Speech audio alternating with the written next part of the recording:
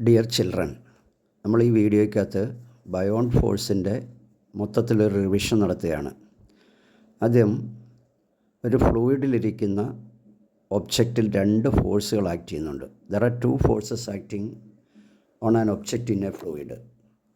They are first one weight of the object. ഒന്നാമത്തത് എന്താണെന്ന് വെച്ചാൽ ഒബ്ജക്റ്റിൻ്റെ weight, it is acting downward. Second one upward force on the object by the liquid. upward force on the object by the liquid, അതായത് ഒബ്ജക്റ്റിലേക്ക് liquid exert ചെയ്യുന്ന ഒരു force, that is acting in the upward direction. Next നമുക്ക് എന്താണ് beyond force എന്ന് നോക്കാം. When an object is fully or partially immersed in a fluid, the fluid exert an upward force on the object and it is called beyond force. When an object is fully or partially immersed in a fluid, the fluid exerts an upward force on the object. This is called beyond force.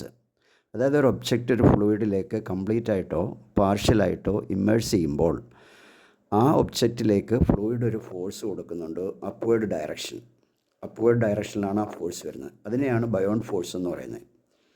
നമ്മളൊക്കെ എങ്ങനെ how we can calculate buoyant force.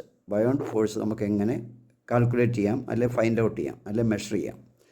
Buoyant force എന്ന് പറയുന്നത് equal to weight of the object in air minus weight of the object in the fluid. അതായത് ഒബ്ജക്റ്റിൻ്റെ എയറിലെ വെയ്റ്റിൽ നിന്നും ഫ്ലൂയിഡിലുള്ള weight minus ചെയ്താൽ നമുക്ക് beyond force ആ ഫ്ലൂയിഡിൽ എത്രയാണെന്ന് കിട്ടും. അതായത് ഒബ്ജക്റ്റിൻ്റെ വെയ്റ്റ് നമ്മൾ എയറിലെടുക്കുക, എന്നിട്ട് അതേ ഒബ്ജക്റ്റ് ഏത് ഫ്ലൂയിഡിലാണോ ബയോണ്ട് ഫോഴ്സ് കണ്ടുപിടിക്കേണ്ടത് അതിലും എടുക്കുക, എന്നിട്ട് ഒബ്ജക്റ്റിൻ്റെ വെയ്റ്റ് എയറിൽ നിന്നും വാട്ടറിലുള്ള വെയ്റ്റ് അല്ലെങ്കിൽ ഏതെങ്കിലും ഫ്ലൂയിഡിലുള്ള വെയ്റ്റ് മൈനസ് ചെയ്താൽ മതി. നെക്സ്റ്റ് നമുക്ക് മനസ്സിലാക്കേണ്ട which are the factors affecting buoyant force. അതായത് ബയോണ്ട് ഫോഴ്സ് ഏതെല്ലാം ഫാക്ടേഴ്സിനെ അഫക്റ്റ് ചെയ്യുന്നുണ്ട്. ഒന്ന് density of the liquid.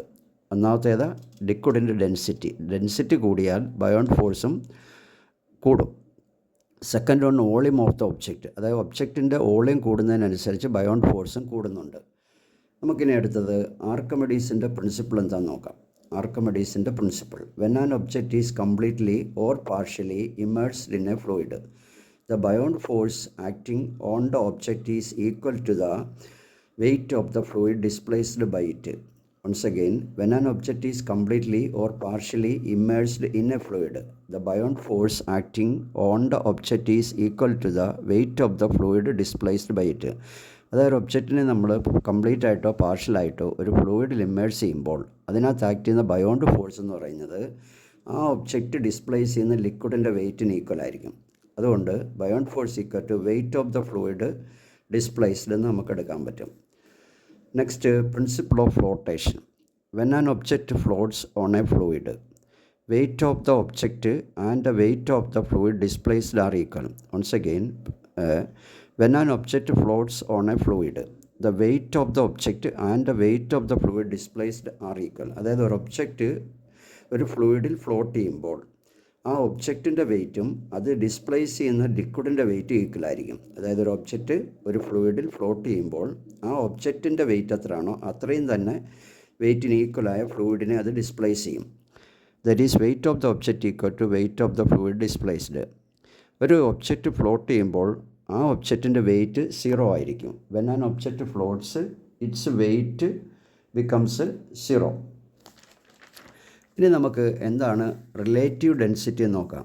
Relative density, it is the ratio of density of a substance to the density of water. Relative density is the ratio of density of a substance to the density of water. So relative density equal to density of substance by density of water. ഇനി hydrometer എന്ന് പറയുന്ന device ഉപയോഗിച്ചിട്ടാണ് നമ്മൾ relative density measure ചെയ്യുന്നത്. ഒരു ലിക്വിഡിൻ്റെ relative density measure ചെയ്യാൻ നമ്മൾ ഉപയോഗിക്കുന്ന ഡിവൈസാണ് ഹൈഡ്രോമീറ്റർ. അതുപോലെ ലാക്ടോമീറ്റർ എന്ന് പറയുന്ന ഡിവൈസ് നമ്മൾ ഉപയോഗിക്കുന്നത് ഇതും റിലേറ്റീവ് ഡെൻസിറ്റി ബേസ്ഡ് തന്നെയാണ്. പക്ഷേ ഇത് നമ്മൾ മിൽക്കിൻ്റെ പ്യൂരിറ്റി മെഷർ ചെയ്യാനാണ് ഉപയോഗിക്കുന്നത്. മിൽക്കിൻ്റെ പ്യൂരിറ്റി മെഷർ ചെയ്യാൻ ഉപയോഗിക്കുന്ന ഒരു ഡിവൈസാണ് lactometer. It is also based on relative density of liquids. അപ്പോൾ ഈ ഒരു യൂണിറ്റിൽ നമ്മൾ മെയിനായിട്ട് ഓർത്ത് വെക്കേണ്ട കാര്യങ്ങൾ: ഒന്ന്, ഏതൊക്കെയാണ് രണ്ട് ഫോഴ്സുകൾ ഒരു ഫ്ലൂയിഡിലിരിക്കുന്ന വസ്തുവിൽ ആക്ട് ചെയ്യുന്നത്. സെക്കൻഡ്, എന്താണ് ബയോണ്ട് ഫോഴ്സ്. മൂന്നാമത് എങ്ങനെയാണ് ബയോണ്ട് ഫോഴ്സ് കാൽക്കുലേറ്റ് ചെയ്യുന്നത്. 4 നമുക്ക് എങ്ങനെ ഏതൊക്കെ ഫാക്ടേഴ്സാണ് ബയോണ്ട് ഫോഴ്സിനെ അഫക്റ്റ് ചെയ്യുന്നത്. 5 ആർക്കിമിഡീസിൻ്റെ പ്രിൻസിപ്പിൾ എന്താണ്. 6 പ്രിൻസിപ്പിൾ ഓഫ് ഫ്ലോട്ടേഷൻ എന്താണ് പറയുന്നത്.